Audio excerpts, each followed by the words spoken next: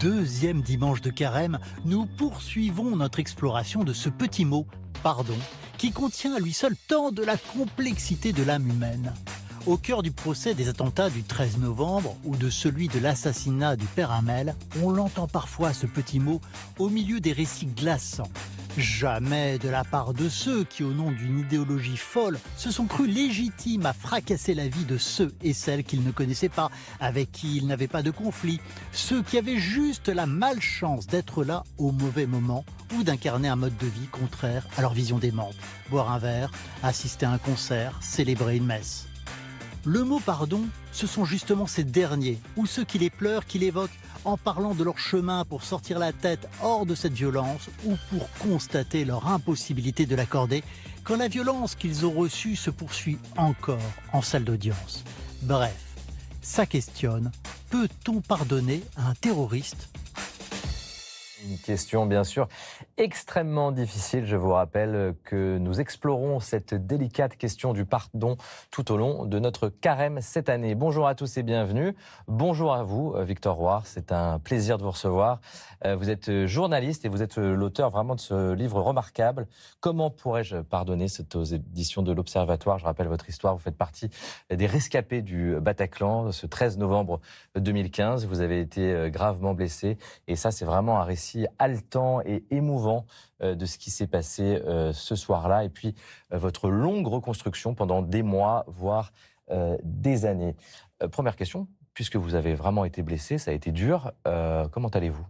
À la fois psychologiquement et physiquement. Aujourd'hui, ça va, merci. Que ce soit au niveau physique ou psychologique, je dirais que les tourments sont un peu améliorés. Ça a été long. Il y a eu aussi pas mal de rechutes d'un point de vue physique. Donc, j'ai mis à peu près 3 ans pour remarcher normalement. D'abord assisté d'une canne et ensuite sans assistance.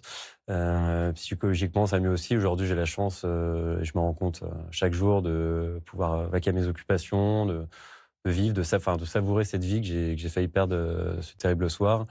L'amour de mes proches, d'être aussi bien entouré à tous les niveaux. D'ailleurs, j'en profite au passage aussi pour remercier tout le personnel hospitalier de Saint-Antoine et tout le personnel qui s'est si bien occupé de moi durant ces terribles années, parce que sans eux, je ne serais probablement plus ici aujourd'hui.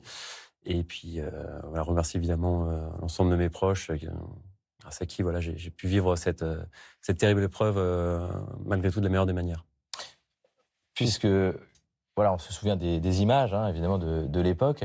Mais ce qui est dingue, c'est de se dire, moi, c'est vraiment... c'est ce que je me suis dit en lisant votre livre. Je me suis dit, ça vous a directement concerné. C'est pas juste des images qu'on a vues à la télévision. Ça fait partie de votre vie. Et pourtant, c'était il y a 6 ans et demi. Il y a le procès qui se tient en ce moment, des survivants accusés qui auraient donc organisé cet attentat et participé à cet attentat. Quand vous voyez cette actualité, ce procès qui a lieu en ce moment, comment vous vous sentez ? Est-ce que vous êtes encore en colère ? Alors oui, il y a une forme de colère qui subsiste, bien entendu, donc je l'exprime tout au long du livre. Et évidemment, le fait que le procès ait lieu actuellement ravive forcément des souvenirs douloureux. Et oui, une forme de colère subsiste, car lorsqu'on remet en perspective ce qui s'est passé, il y a quand même eu énormément de morts, de blessés, donc des vies fauchées, brisées, des familles endeuillées totalement... qui n'ont probablement plus le goût à la vivre pour certains, et qu'on voit la manière aussi dont cela s'est produit. Il n'y a pas que l'acte en lui-même, mais toute cette barbarie, ce mode opératoire, toutes ces souffrances, des événements qu'on n'aurait pas imaginé en fait, capables de se produire sur le territoire français, et tout ça forcément ravive des souvenirs douloureux et qui resteront jamais gravés dans nos mémoires, en tout cas pour les victimes qui l'ont vécu. C'est pour ça que nous sommes vraiment frappé par le titre de votre livre, « Comment pourrais-je pardonner ?» Moi, la première question, c'est même pas comment, c'est pourquoi vous devriez pardonner, en fait. Alors, d'abord, la question, finalement, reflète, je dirais, 2 aspects, à la fois l'aspect religieux et l'aspect purement factuel, concret. Et ça, c'est une sorte de dualité qui avait en moi, une question que je me suis posée, parce que c'était, en tant que catholique, évidemment, le pardon fait partie intégrante de ma vision des choses, de ce que je peux ressentir. Et en même temps, je pense que ce pardon ne doit pas être inconditionnel, unilatéral et absolu. dans certains cas. Or, en l'occurrence, vu ce qui s'est produit, il me paraît évidemment difficile, en fonction de la gravité des actes, de pardonner à des terroristes qui plus est, bon, eux ne sont plus là évidemment pour répondre, mais il reste quand même, par exemple, Salah Abdeslam et d'autres accusés qui sont là et qui pourraient éventuellement demander une forme de pardon. Et en l'occurrence, ils ne souhaitent... C'est ce que vous dites. J'aimerais, à titre personnel, qu'Abdeslam et les autres suspects regrettent leurs gestes, mais je ne me fais aucune illusion.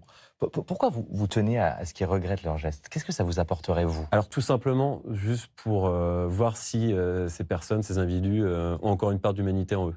Car ce à quoi j'ai assisté, je me dis que non, malheureusement, ils sont voués à leur idéologie destructrice de mort. Et je me dis que voilà, aller vers ça, produire ce geste pour éventuellement, je dis pas que ça aiderait pour le pardon, mais ça permettrait quand même de voir peut-être qu'il y a encore une forme d'humanité en eux, que peut-être une forme de changement est possible. Mais je précise que je ne me fais aucune illusion, car malheureusement, je n'y crois pas. Je pense qu'ils sont voués à leur cause. Mais c'est quand même quelque chose qui compte pour vous, cette idée-là, de se dire que peut-être pourrait-il avoir cette parcelle d'humanité encore. Pour être tout à fait honnête, je n'y crois pas. Je me fais guère d'illusions là-dessus. Mais je me dis, en chaque être humain, il y a forcément... c'est pas possible d'être muet, par de telles envies, une telle folie meurtrière. Et malheureusement, on l'a constaté à de nombreuses reprises. Donc, à partir du moment où, de toute façon, le bourreau ne souhaite pas demander le pardon, je pense que c'est vraiment la confrontation d'un accord mutuel, en fait, entre deux personnes, donc le bourreau et la victime. À partir du moment où il n'y a pas une discussion là-dessus et que le bourreau ne souhaite pas le pardon de la victime, celui-ci est impossible. C'est mécanique. Par logique, c'est mécanique. Et donc là, juste à travers cette phrase, c'était juste refaire sortir éventuellement la part d'humanité qui pourrait rester... Alors, ça me fait penser à quelqu'un d'autre. Quelqu'un aussi qui a vécu quelque chose de très difficile. Elle s'appelle Francine Cocampo. C'est une compositrice qui est décédée aujourd'hui, mais qui a été victime d'un cambriolage et laissée pour morte par son agresseur. Voilà ce qu'elle disait. Adresse-toi à lui qui sait que tu n'es pas un loup, mais un homme. Elle parle évidemment de son agresseur. Moi, je n'ai plus le courage de l'envisager. Alors justement, par rapport à l'actualité, est-ce que vous avez vécu ce procès? On parlait d'Abdeslam, le principal suspect, ou en tout cas un des principaux accusés de ce procès. On pourra peut-être même voir son visage. Est-ce que vous considérez que cet homme qu'on va voir est un loup? Ou encore un homme? J'aurais tendance à dire... de pencher, je dirais, pour le loup, en l'occurrence, vu ce qui s'est passé, car il est quand même directement impliqué dans ces atrocités commises le 13 novembre 2015. Alors certes, il a essayé de se défendre, il a commencé à essayer de se défendre lors d'une audience en disant que finalement il n'avait tué personne, vu que sa ceinture d'explosifs ne s'est pas mise en route. Là je vais sur l'aspect purement factuel. Mais il y a quand même beaucoup d'indices qui laisse à penser que il savait exactement ce qu'il faisait. C'est quand même un travail préparatoire qui a duré des semaines, des mois, voire des années, selon les enquêteurs. Donc on sait que il est assez grand pour savoir ce qu'il faisait. Donc il savait les conséquences de ses actes. La nature de cette ceinture d'explosifs, ça reste à déterminer. A-t-il été pris finalement d'un regret, d'un remords de dernière minute, ou était-il décidé à agir et aller jusqu'au bout de ses actes? Question reste à démontrer. Toujours est-il qu'il faisait quand même partie de ce groupe et il a répété d'ailleurs au début du procès que son adhésion, son allégeance totale à l'État islamique et à cette idéologie et à la barbarie mortifère et à la barbarie. Donc pour moi, évidemment, il se rapproche beaucoup plus d'un loup que d'un homme. En tout cas, pour faire référence à la phrase... Vous évoquez aussi une autre victime de la barbarie. C'était quelques années après. C'est Jacques Hamel, le père Jacques Hamel. Et dans cette idée de pardon, il s'est passé quelque chose quand vous avez entendu son histoire. Qu'est-ce qui s'est passé? C'est-à-dire, en fait, que lorsque... Assassiné donc en 2016. En 2016, c'est ça, voilà. À l'été 2016, dans son église. exactement.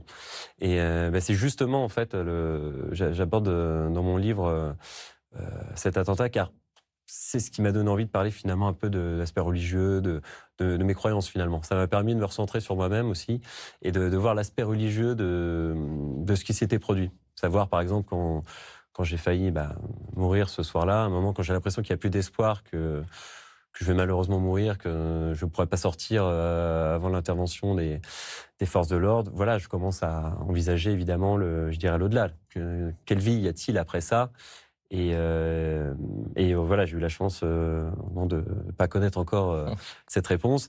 Et le martyre du père Hamel, voilà, ça m'a vraiment touché parce qu'on voit à quel point cette idéologie est dévastatrice. Elle s'attaque même à des hommes qui, pourtant, voilà, après, je trouve simplement la paix, de Dieu, même, enfin, puis j'ai trouvé ça d'une telle, évidemment, d'une telle tristesse, d'une telle horreur, et je voulais évoquer son martyre, car ça, et quelque part dire que ça, Et le pardon, ça ne servira pas à rien. Est-ce que ça vous a posé la question du pardon, justement ? Oui, c'est la réflexion du pardon m'est venue. D'ailleurs, cette réflexion m'est venue juste après ça. Parce que je me dis, voilà, à partir du moment où un homme d'église est directement impacté par ça, et il avait, je crois, tenu ses mots juste avant d'être tué, en arrière Satan. Il avait eu, mais il a fait face à son agresseur. Il a fait face, et je trouve qu'il y a une forme de courage, de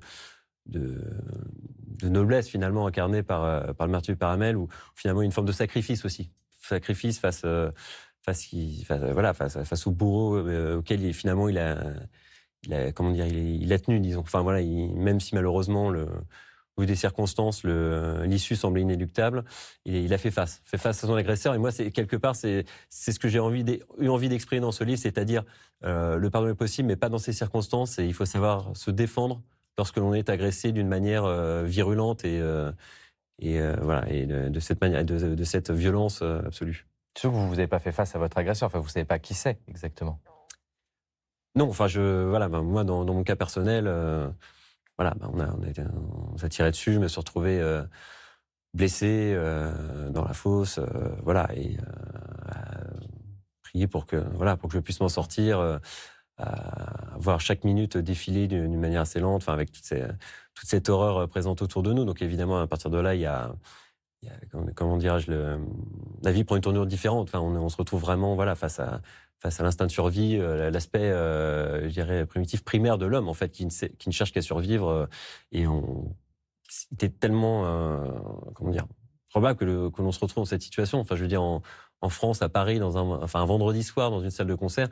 Bon, malgré le contexte géopolitique qui était assez, évidemment, tendu et anxiogène, jamais j'aurais pu m'imaginer me retrouver dans une telle situation. Donc, il y a beaucoup de paramètres. Enfin, jamais j'aurais cru m'imaginer me retrouver face à des bourreaux armés de Kalachnikov et qui tiraient sur des innocents désarmés. Et en tout cas, vous avez survécu. Je conseille vraiment aux téléspectateurs ce livre. C'est vraiment votre histoire, et c'est un récit vraiment passionnant. Victor, je vous propose maintenant d'aller à la rencontre d'Anne. Anne, c'est une maman qui a perdu sa fille de 26 ans lors de l'attentat du 14 juillet 2016. C'était à Nice. 86 morts et plus de 400 blessés.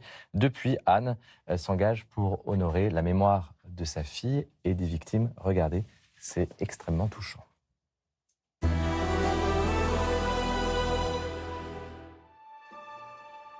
Je suis Anne Muris, la maman de Camille Muris, décédée lors de l'attentat du 14 juillet 2016 à Nice. Et je suis présidente d'une association que j'ai créée en janvier 2018, Mémorial des Anges. Que s'est-il passé pour vous le 14 juillet 2016 ? En un claquement de doigts, c'est le basculement de ma vie. Donc je suis tombée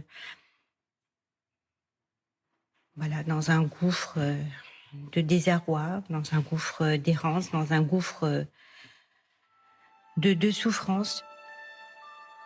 Dans ce devoir de mémoire qui était le nôtre, il y a eu la volonté très rapidement de faire une œuvre mémorielle. Le choix de l'implantation de l'œuvre a été la promenade des Anglais. Et donc, quand j'ai vu cette œuvre, L'Ange de Fondac-à-Rouge, dans les sélections qui nous avaient été proposées, ça a été une émotion très forte pour moi. L'Église avait le puissant, La première idée, c'était vraiment que la pièce du haut soit réellement projetée par cette vague. Voilà. Et cette pièce-ci est déjà en cours de fonderie. Moi, ça a été un coup de cœur. C'est un message d'espérance, d'espoir, de paix, de vie. Il ne doit pas simplement résonner au niveau des victimes. Il faut qu'il nous dépasse. C'est pour ça que je vous dis qu'il que nous là, j'ai dépasse. la sensation de commencer à faire mon travail. C'est la première fois, je vous avoue, qu'une sculpture, pour moi, prend autant d'importance aux yeux de ceux qui l'ont commandée, quoi.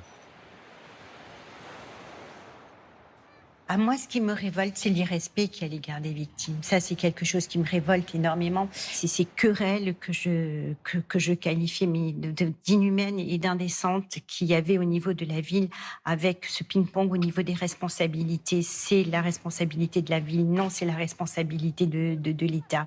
Je me disais, franchement, avec l'atrocité qui vient de se passer, vous êtes en train de faire un ping-pong de c'est ta faute et c'est pas de ma faute. La moindre des choses, c'est que vous faites un communiqué de presse et vous dites « on s'excuse ».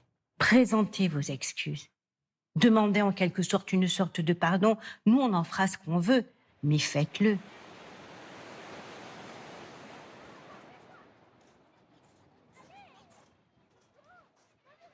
Voilà pour ce témoignage d'Anne. Émouvant, Victor. Oui, tout à fait. Et d'ailleurs, je me adresser mon sincère soutien à cette dame, car on peut imaginer la souffrance qu'est la sienne aujourd'hui. Moi, j'avais imaginé un moment mes parents, en fait, la douleur ressentie par mes parents si je n'étais plus là. Et j'ai encore une fois cette chance d'être là. Donc Comment est-ce que elle aussi, elle évoque cette idée de pardon. Bon, le contexte est différent, mais est-ce que le pardon aide à quelque part à mettre du sens sur l'absurdité, le chaos que vous avez vécu? Parce que c'est absurde ce que vous avez vécu quelque part. Ça vous est tombé dessus comme ça, vous étiez là au mauvais moment, au mauvais endroit. Qu'est-ce qu'il y a pour vous derrière le pardon, en fait?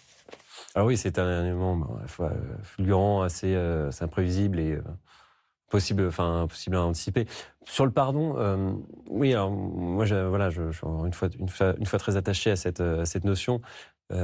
Simplement, je ne suis pas sûr, en l'état actuel des choses, que le pardon sert vraiment à soulager la douleur des victimes. Enfin, pour ce qui est, par exemple, de cette dame qui a perdu sa fille, ou de toutes les vies brisées depuis ces atrocités. Après, chacun est libre, évidemment, chacun a son opinion là-dessus, chacun a sa manière de réagir et de ressentir un peu ses émotions.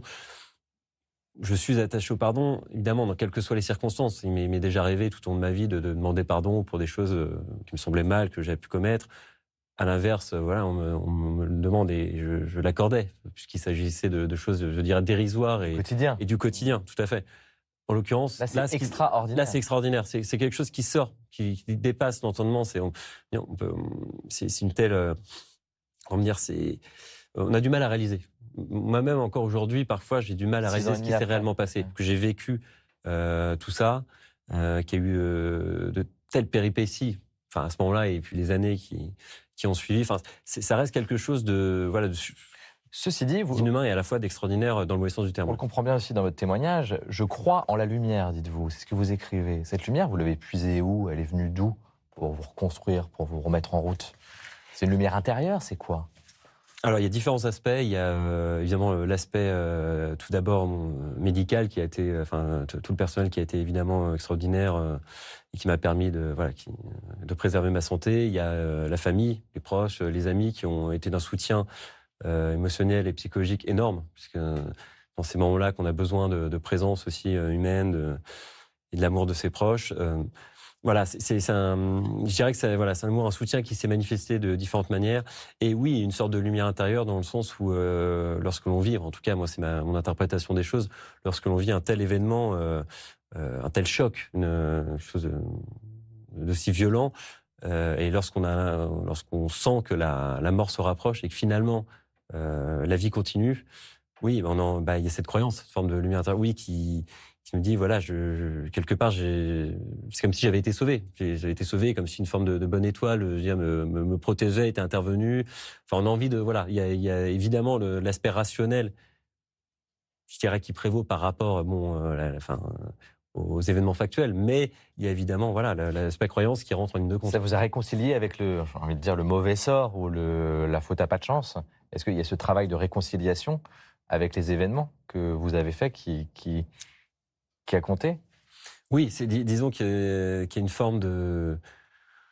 justement, on abordait la question du pardon, il y a une forme de pardon vis-à-vis je dirais, de l'injustice que l'on a vécue, mais qui est purement personnelle, bien j'entends entendu. complètement, Et il bien est sûr. plus facile pour moi, dans mon cas, vu que tout s'est bien passé. Enfin, ça a été très dur, il y a eu des Ça s'est souffrances bien énormes. terminé. Et aujourd'hui, j'ai eu la chance que ça se termine bien pour moi-même, pour mes proches.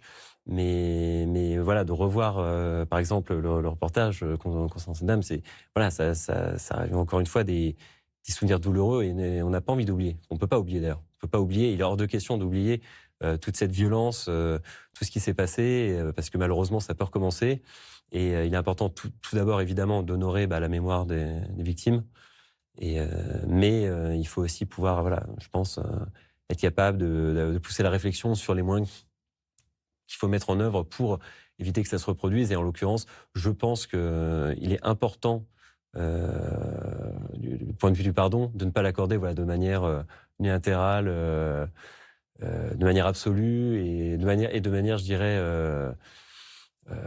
gratuite, je veux dire, par rapport à la gravité des actes. Enfin, je pense qu'il doit y avoir une forme de proportionnalité par rapport à l'acte commis. Et en l'occurrence, en ce qui me concerne, vu ce qui s'est passé, il me paraît quand même très difficile de pouvoir pardonner en l'état actuel des choses. Pardonner, ça ne peut pas être oublié, en tout cas, pour vous. C'est pas synonyme du tout. Non, on dit souvent le pardon, mais pas l'oubli. Enfin, il y a cette formule qui revient. Mais là, en l'occurrence, non, je ne l'utiliserai pas, car à mon avis, ce serait ce serait trop facile de... Voilà, pour ce qui est de mon état personnel, non. Alors, l'oubli, certainement pas, mais le pardon, en tout cas pas pour l'instant, non. Est-ce que vous êtes croyant? Est-ce que vous avez été en colère contre Dieu à un moment donné? Pas contre Dieu, mais je me suis posé des questions sur la justification de cet acte. C'est-à-dire, ai-je mérité en fait mon sort? Ai-je mérité... Enfin, ces gens, toutes ces personnes qui... C'est terrible de se dire...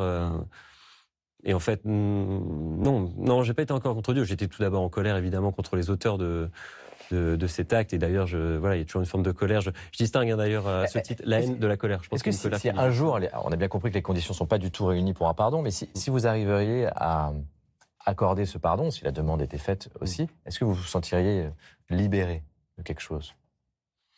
De ce lien avec vos bourreaux?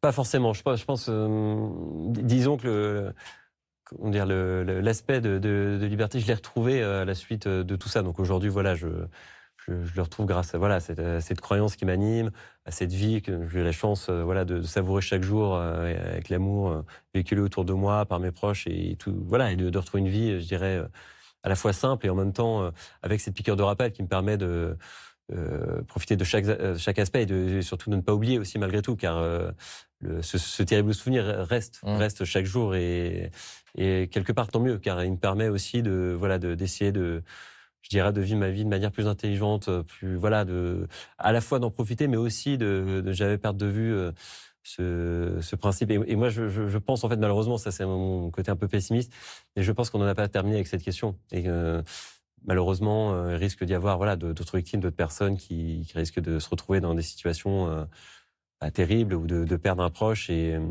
peut pas. Donc le pardon reste quelque chose, évidemment, auquel je suis attaché en tant que catholique, baptisé. Et je crois, c'est cet aspect. Je dirais, point positif quelque part de ces atrocités, c'est que ça m'a permis d'y croire encore plus, d'avoir une forme de croyance, mais qui guide aussi quelque part ma vie, parce que je me dis, il y a malheureusement sans faire de la philosophie de comptoir, des actes horribles qui se produisent chaque jour, et il y a aussi de belles choses. Donc malheureusement, il y a toujours une forme d'injustice. C'est terrible. Je sais même pas comment certaines familles peuvent affronter cette souffrance.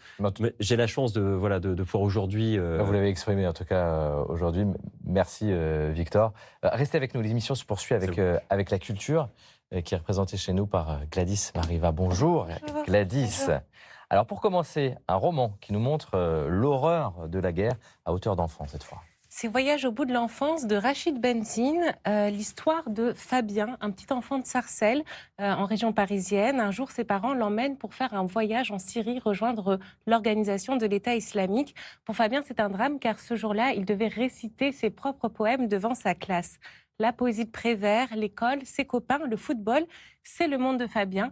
Un monde qui va rentrer en collision avec l'endoctrinement, l'horreur de la guerre et le camp de réfugiés, où Fabien, sa mère et son petit frère dépérissent dans l'attente d'un retour, d'un rapatriement en France. Écrire de la poésie, se souvenir de ses grands-parents vont aider Fabien à résister, mais jusqu'à quand? Alors l'islamologue, l'écrivain, le dramaturge, l'enseignant Rachid Benzine a écrit ce court roman à hauteur d'enfant qui nous va droit au cœur et nous bouleverse de bout en bout, car comment ne pas se reconnaître dans ce petit enfant qui adore son instituteur et les poèmes de Prévert. Rachid Benzine a nourri ce livre d'entretien avec les grands-parents en France et aussi avec les enfants qui sont dans les camps. Ils sont aujourd'hui encore près de 200 enfants français dans les camps en Syrie. Donc à lire Voyage au bout de l'enfance de Rachid Benzine aux éditions du Seuil. Gladys, vous pouvez donner le livre à Victor, je suis sûr que ça va vous intéresser. Vous le voulez ? Ouais. Je peux vous le donner. Merci. On continue, Gladys, avec un film très attendu, Notre-Dame brûle de Jean-Jacques Hano. Qui sort en salle près de 3 ans après le drame, cet incendie qui avait ravagé la cathédrale. Notre-Dame brûle se situe à la croisée du documentaire et du film d'action haletant. Il commence le matin du 15 avril 2019, au moment où déjà tous les ingrédients qui vont mener au drame sont en place. On regarde un extrait.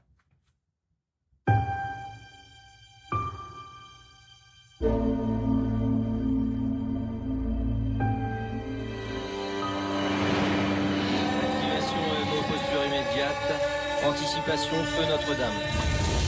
Notre-Dame brûle. Ça va les partir de partout. Les officiels, les politiques, les célébrités. On va avoir 2 feux à gérer. Il va falloir vous battre à quelques-uns. Paris est bloqué. Feu de toiture. Poursuivons reconnaissance. Poursuivons reconnaissance, c'est pas bon. Ça va? Alors on y va. Ça veut dire désastre annoncé.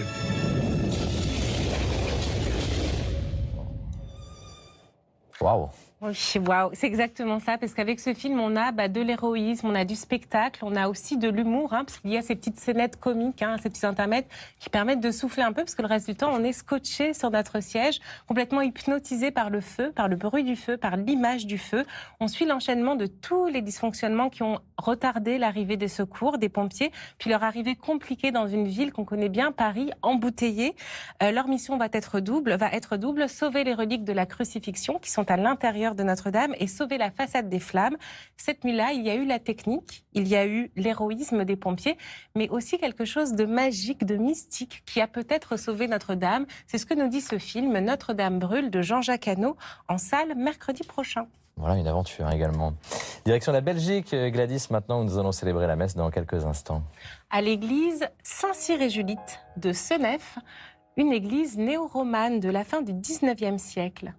Très majestueuse d'apparence, avec son immense clocher sobre, très vertical, qui surplombe une petite place avec une puissance rare. Inspirée du patrimoine roman très riche de cette région du Hainaut belge, l'église Saint-Cyr-et-Judith ressemble presque à un donjon, avec sa tour et son beau volume de briques. Son extérieur affiche également d'amples volumes latéraux.